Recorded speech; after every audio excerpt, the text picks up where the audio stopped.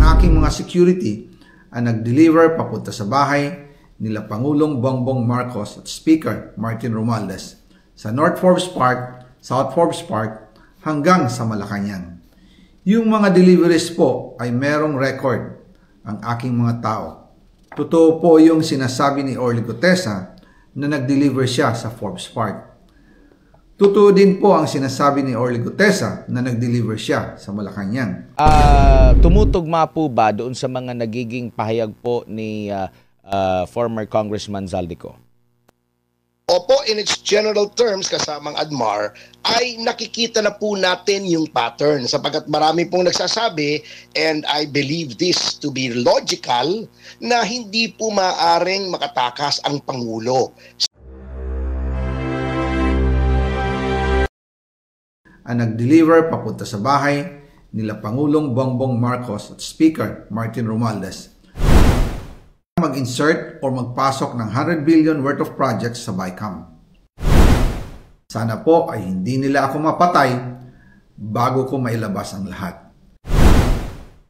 Ginawa ko lang ang utos sa akin, pero ngayon, handa na akong harapin ang lahat. Ginagamit ng administrasyon ang buong resources ng bansa para tumahimik ako.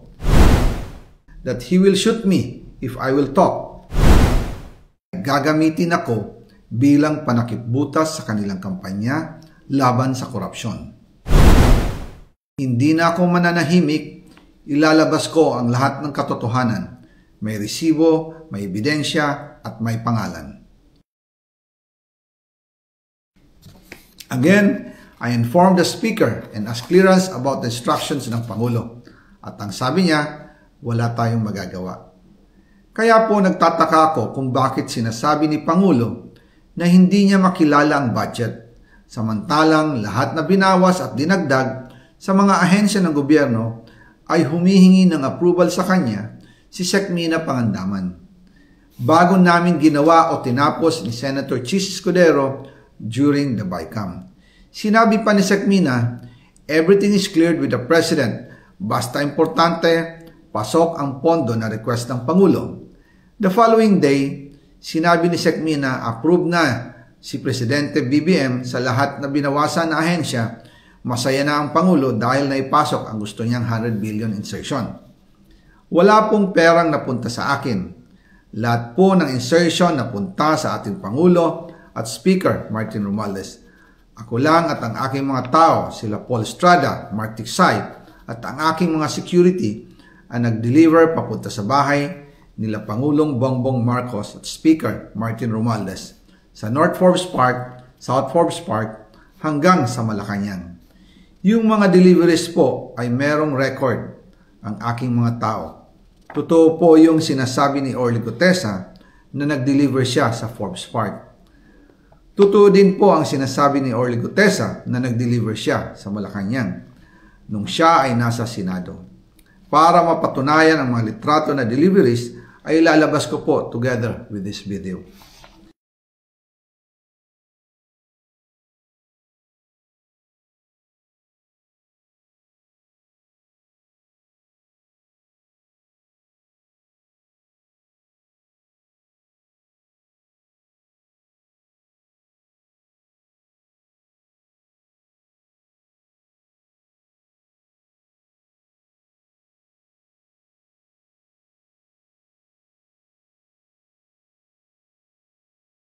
After po ng approval ng budget sa General Appropriations Act of 2025, nagtanong po ako sa DPWH kung magkano ang kailangan na ibigay sa Office of the President o ang SOP na bigayan.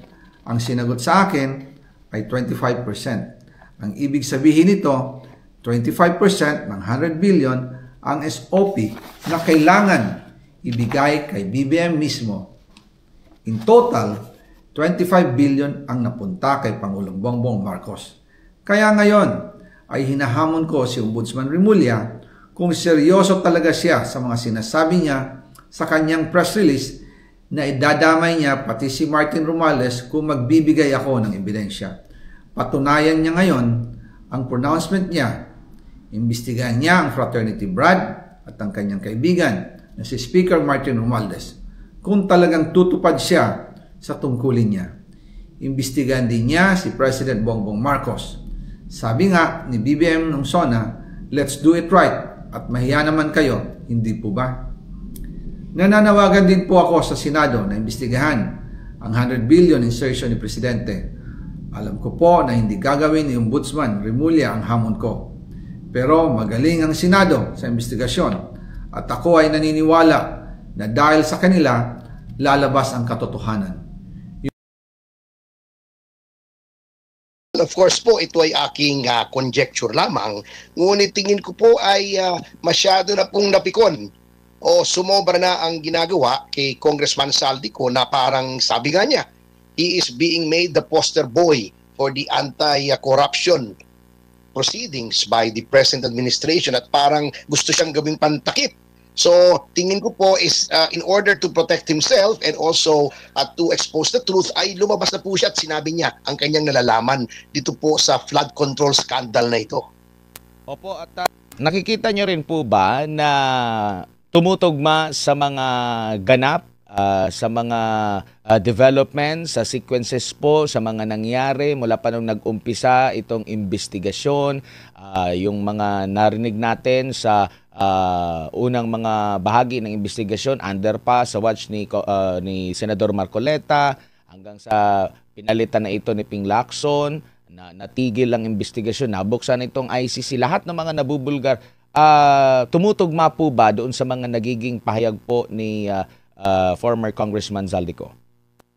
Opo, in its general terms, kasamang ADMAR, ay nakikita na po natin yung pattern sapagkat marami pong nagsasabi, and I believe this to be logical, na hindi po maaring makatakas ang Pangulo sa responsibilidad dito. May sinasabi po sila na bakit daw i-insert yung 100 billion, yung NEP nga po ay galing sa Presidente. Well, maraming reasons po dyan. Unang-una, para maitago yung insertion, para maka-escape ng liability yung Presidente. Para sabihin niya, hindi naman ako nag-insert niyan. Pwede rin na ito ay para pagtakpan yung mga insertion sapagkat naging unconstitutional po yung insertion na naging mas malaki pa po yung budget ng DPWH kaysa sa DepEd na ito po ay labag sa ating saligang batas. Marami pong reason kung bakit nasa BICAM po ang ginawang insertion, pero sinabi naman po ni Saldico bilang Chairman Appropriations Committee na ito po ay nasa pag-uutos ng Pangulo. Opo, tama po kayo dahil ang sabi nga na kung gusto talaga ni PBBM daw, dapat sa kanya na, hindi na dapat na iutos. Pero make sense din po na posibleng insert na lang para kung magkabulilyaso man, walang direkta agad-agad. Pero yung nabanggit na wag kang umuwi, kami bahala sa iyo, nagtagal siya doon sa Amerika. Make sense din po, attorney.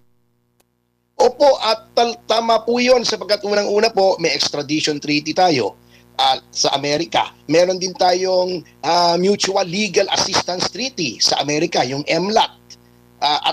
Yan po ay kita nyo, kung gugustuhin naman po ng ating pamahalaan ay madaling ibalik ang isang tao. Kita nyo yung nangyari kay Mayor Alice Guo at kay Cassandra Leong na agad-agaran ay naibalik dito. Bakit si Saldico ay hindi maibalik-balik dito? So yun po ang mga katanungan na mahirap pong sagutin except in the context na ayaw nga siyang pabalikin sapagkat marami na siyang nalalaman. Opo, doon po kasi detalyado din, maliban doon sa video, meron din siyang listahan doon sa 100 billion na pesos. Nakikita nyo po ba na pagpalagay natin na mali yung kanyang sinasabi, pero kakayanin ba niya na siya lang ang makapagpalabas ng mga proyekto na yon? Kumbaga siya lang yung parang big fish noon na wala siyang kakuntsaba, ganun siya ka-confident na kaya niyang mailabas yung pera na yon?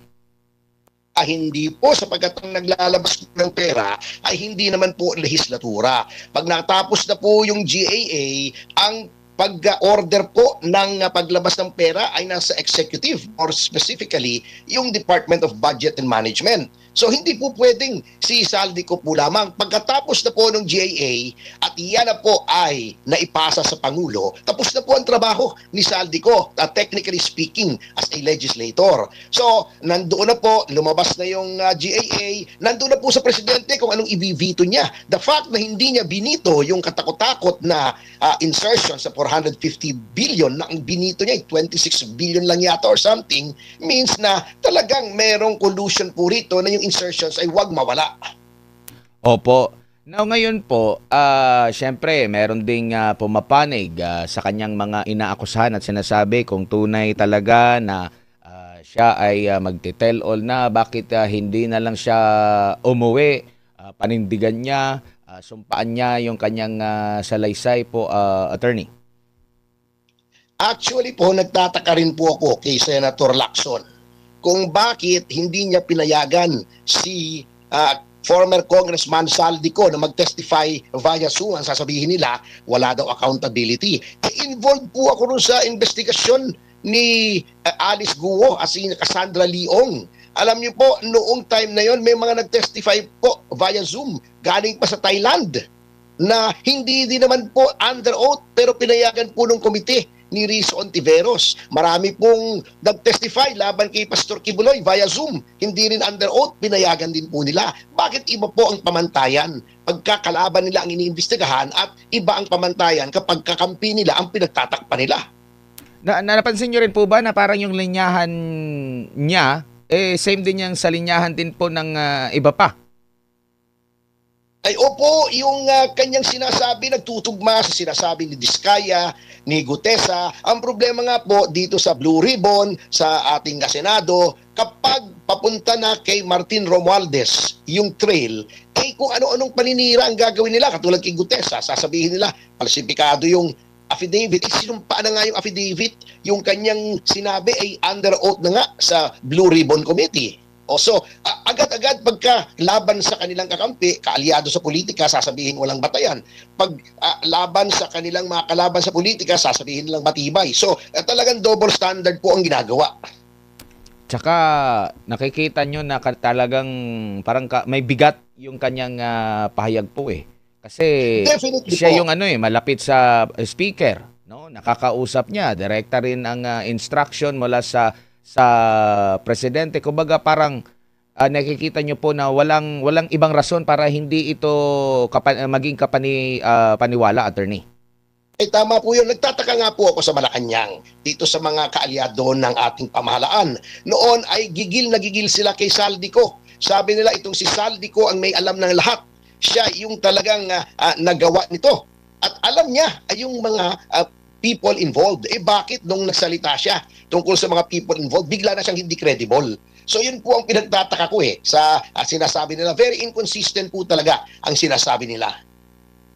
Opo, and sa nakikita nyo po kasi hindi basta-basta rin yung aligasyon nitong si Congressman Saldico. Napapanahon na bang umuwi siya or nakita nyo po ba latagan na lang muna ng kanyang alam at mga maihaing ebidensya? Kasi yun nga nandun yung pangamba na may bantana sa buhay niya kapag andito na siya sa Pilipinas. Ano sa tingin niyo po, attorney? Alam niyo po, kung sa pag-uumpisa lamang ng investigasyon, yung sinabi lamang po ni Saldico ay enough. Yan ay sapat na po para mag-umpisa ng investigasyon ang ombudsman. Kaya't hinahamon ko ang ating ombudsman na mag-imbestiga. Bakit ko sinasabi ito? Alam niyo po, ang tanggapan ng ombudsman under the law, kahit anonymous complaint, pwedeng mag-imbestiga ang ombudsman kahit sumulat ka lang, wala kang pangalan, sinasabi mo ganito't ganon ang ginawa ng isang opisyal at ito ay tiwali. Pwede nang imbestigahan. Ito, may isang taong nagsasabi. Humarap siya upang panindigan yung sinasabi niya. At siya yung isa sa mga tao na ang dami nagtuturo na sangkot. Bakit hindi imbestigahan? So, for the purpose of the ombudsman, sufisyente na po yun. Yung ICI naman po ay hindi naman po held sa strict rules on evidence ang ICI. So, maaari din po nilang tanggapin yan. Ganon din po ang Blue Ribbon Committee. Hindi naman po istrikto ang pagsunod sa rules of evidence sapagkat legislative inquiry lang naman po yan. So, on the basis of the mere existence of that statement and the video, ay pwede na pong yan po ay pwede nang saluhin at mag-further investigation. Opo, and nandun din po yung question sa tiwala kung ano po yung kanyang gagawin lalo na sa mga legal na hakbang, yung pagpapanumpa, saan siya lalapit, saan siya dudulog sa sangay sa gobyerno sa kasalukuyan na attorney. Kasi nakikita niyo naman po dito po sa DOJ, parang nakikita natin minsan na merong naki-question yung nagiging hakbang. Dito naman po sa ombudsman, ganun din yung mga nandun din yung questionable rin po. Sana kaya siya lalapit. So ang nababasa natin sa mga komento nating mga kababayan, maganda lahat ng kanyang mga naging ebidensya, resibo kumbaga, kung ano ba mailabas na niya at least for the record na yan habang inaantay ang legal na proseso na iba. Attorney, tingin mo? Opo, actually, kung ang kine-question po nila yung evidentiary value, kung gusto nilang sumpaan yan, pwede naman pong sumpaan yan.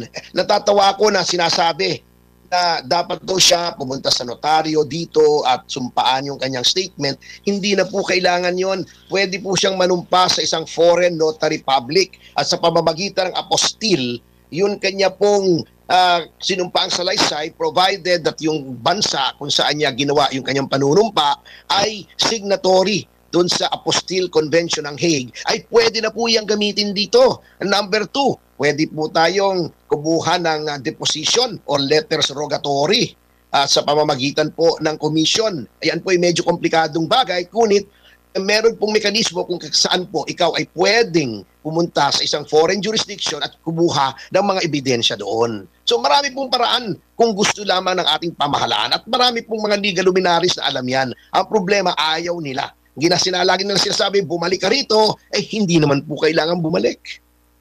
Opo. Doon naman po di ko lang alam kung na-monitor nyo yung buo sa investigasyon po dyan sa Senate Blue Ribbon kanina po, attorney. Ano po yung basa po ninyo sa naging takbo ng investigation po kanina? Marami po talagang question dyan lalong-lalo na sa pagbabalik ni Senator Lacson, at obvious naman po, hindi lang naman po siguro ako nakakapansin na talagang may pinagtatakpan po itong si Senator Ping Lacson. Kaya lahat po ng ebidensya pointing to Romualdez and ultimately to the President, kanyang sinusuppress, dinidiscredit, pinahihirapan. So I'm sure hindi po yan nakatakas sa atensyon ng ating mga kababayan. Opo. Bukas po magkakaroon sa mga susunod na araw magkakaroon po ng mga rally po na gagawin po, sir. Pero bago pa man ito, meron pong inilabas na listahan ng kilos protesta ng tambayan. Alam niyo po hindi ko na sana pag-iintindihin yung Simon Tulfo, medyo uliani na yan Kanya lang, ang nakakabahala po rito is not that naglabas si Mon Tulfo ng listahan, because kahit sino naman pwede maglabas ng listahan. Ang nakakabahala dyan, yung sinasabi ng Malacanang na kinuha daw nila yung listahan at pinapaimbestiga sa Armed Forces of the Philippines. Kailan pa naging source of reliable intelligence information ang isang discredited journalist katulad ni Mon Tulfo? So alam nyo, lahat po yan nakikita nyo naman po pagtugma-tugma na ang layunin lamang po ni Mon Tulfo in collusion with Malacanang ay takutin, to intimidate, to browbeat, to harass yung mga organizers nitong rally, sapagkat takot na takot po sila sa rallying yan. Opo, at nakikita nyo rin po ba na ang pagiging selective? Kasi halimbawa, marami namang nananawagan through social media, halimbawa doon sa pagsasailalim sa hair follicle para mawala yung agam-agam, kasi naririnig na talaga natin itong mga issue laban sa presidente pero wala namang aksyon. Pero nung nag-post itong si gumawa ng aksyon, pinaimbestigahan agad sa militar. Yun nga po ang aking sinasabi, talaga pong double standard ang pamahalang ito. Alam niyo po, natatandaan ko tuloy, ako'y may edad na rin naman, senior citizen na ako. Nung panahon po ni Marcos Sr., nung nagkaroon ng aligasyon na siya daw ay nagpa-opera, alam niyo ginawa niya? Siya po on national television, inangat niya yung kanyang barong Tagalog para ipakitang walang post-operative scars. Wala pong sugat, walang peklat. Bakit ngayon may ganitong aligasyon ay ayaw ipakita o ayaw pagpasailalim sa hair follicle test? To once and for all, put at rest yung mga ganitong alegasyon. Ang dali-dali kung talagang wala kang itinatago, di ba? Papatest ka, sasabihin mo, o kita nyo na, walang basihan yung inyong mga paratang sa akin. Bago pa man itong naging pagpapatuloy ng Senate Blue Ribbon Committee, meron na pong nabanggit si Senadora Amy Marcos naman na posibleng pag-recant, which is di natin alam kung nag-recant ba, pero hindi dumalo dyan sa pagdinig si Orly Gutesa. Ang sinasabi, pinipressure na raw yung mga kaanak, yung pamilya, tinatakot na raw, may mga threat na raw, mga banta sa buhay po. Attorney, ano po masasabi niyo rito? Hindi po malayong mangyari yan sapagkat ang mga pangyayari po ngayon ay existential threat na po sa kanila itong mga testimonya na ito. So, hindi po malayong mangyari na ipipressure nila ang yung mga testigo laban sa kanila. Kanya nga, dapat po ay proteksyonan yung mga yan. Ang problema naman, nung hinihiling ni Senator Marcoleta na proteksyonan ng mga Diskaya, proteksyonan si Gutesa, ay ayaw naman po. Opo, speaking of protection, matibay ba? Lalo na yung meron tayong WPP program para mas maghikayat pa tayo ng mga whistleblower or the more na matatakot yung mga may alam at patuloy na lang naman nanahimik sa kanilang mga nalalaman kasi nga po hindi malinaw kung ano yung kahinatnan nila, kung tutulong ba sila sa bansa natin, pero nandun yung pangamba nung parang nagbigay ng parang nagsasabi na oy, meron akong isusubong, may mga magnanakaw doon, tapos sasabihin na anong ID mo, saan ka galing, sino ka ba? Parang naka-question pa yung kanyang siya mismo ang kina-question, hindi yung mismong kung totoo ba yung nangyayari. Yun nga po, ang nangyayari nga po kasi, para ma-discourage itong mga witnesses dito sa flood control scandal na ito, dinagdagan nila ng isang requirement na wala naman sa batas yung restitution. Paano ma-encourage yung mga tao na pumunta sa witness protection kung pahihirapan mo? It should be easy ng isang taong whistleblower ay magpapasailalim sa protection, ngunit ginagawa nilang mahirap. Kita naman natin kung anong klaseng bias yan.